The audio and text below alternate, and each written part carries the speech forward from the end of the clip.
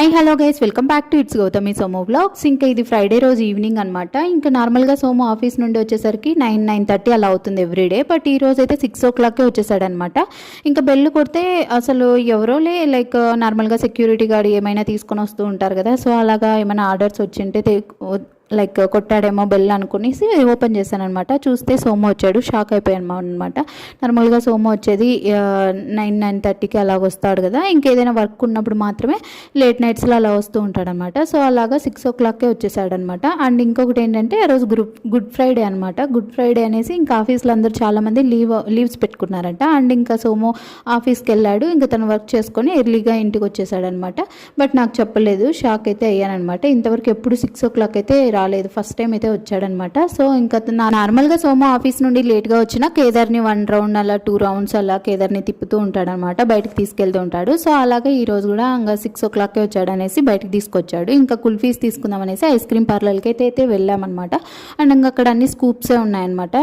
Like నార్మల్గా కుల్ఫీస్ లేవన్నమాట. అందుకనేసి ఇంకా మళ్ళీ వేరే షాప్కి వెళ్ళాము. అక్కడ కూడా లేవు, అన్ని థిక్ షేక్స్ అలాంటివన్నీ ఉన్నాయి. సో ఇంకా అక్కడ నుండి మళ్ళీ మేము పంపరా కింద డౌన్లో ఓన్లీ కుల్ఫీస్ షాపే ఉంది కదా అనేసి గుర్తొచ్చి అక్కడికి వెళ్ళామన్నమాట. సో అక్కడ దొరికాయి. ఇంకా అక్కడ కొన్ని ఫ్లేవర్స్ ప్యాక్ చేయించుకుని ఇంటికి పార్సల్ తెచ్చుకున్నాం. అండ్ ఇంకా అక్కడ సోము ఒక ఫ్లేవర్ అయితే టేస్ట్ చేశాడు. ఇంక ఇంటికి రాగానే డిన్నర్కి చపాతీ అయితే చేశానమాట.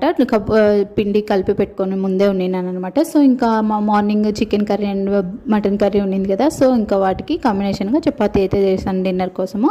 1 month తర్వాత నాన్ వెజ్ తెచ్చుకున్నాం కదా, సో ప్రశాంతంగా తినాలి అనుకున్నాం అనమాట. ఇంకా నేను మార్నింగ్ 11:30 అలా అయిందనమాట తినేసరికి, ఫ్రైడే రోజు. సో ఇంకా 12 o'clock అలాగా అమ్మ స్కూల్ అయిపోగానే కాల్ చేస్తున్నాను అనమాట. అలా కాల్ చేసి చెప్పింది, ఇలా మీ పెద్దమ్మ పడింది అనేసి చెప్పింది అనమాట.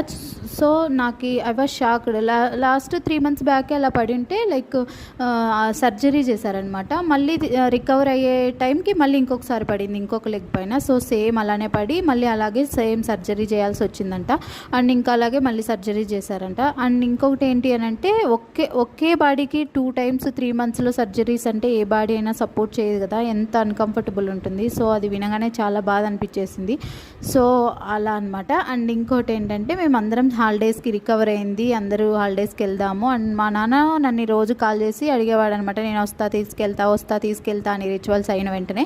బట్ నేనే అక్కడ ఎక్కువ ఎండలు ఉంటాయి, నేను వద్దు, కేదార్తో ప్రాబ్లం అవుతుంది అనేసి రానులే అని చెప్పాను. బట్ ఇంకా అందరూ వస్తారు, మీ పెద్దమ్మ వాళ్ళు అండ్ మీ అక్క వాళ్ళందరూ వస్తారు, సో అప్పుడు నువ్వు కూడా రా అంటే అప్పుడు తీసుకెళ్తాను వస్తావంటే సరే అన్నాను. ఇంక అంతలోనే ఇలా జరిగిందనమాట. సో ఏదైనా అంతే కదా, మనం ఒకటి అనుకుంటే ఒకటి జరుగుతూ ఉంటాయి లైఫ్లో, ఏది ముందే అనుకోకూడదు. అండ్ ఇంకొకటి ఏంటి అంటే అసలు లైఫ్లో ఏది జరుగుతుందో కూడా ఎక్స్పెక్ట్ చేయలేము, అలా అయిపోయింది సిచ్యువేషన్స్. అండ్ ఉగాది ఫెస్టివల్ తర్వాత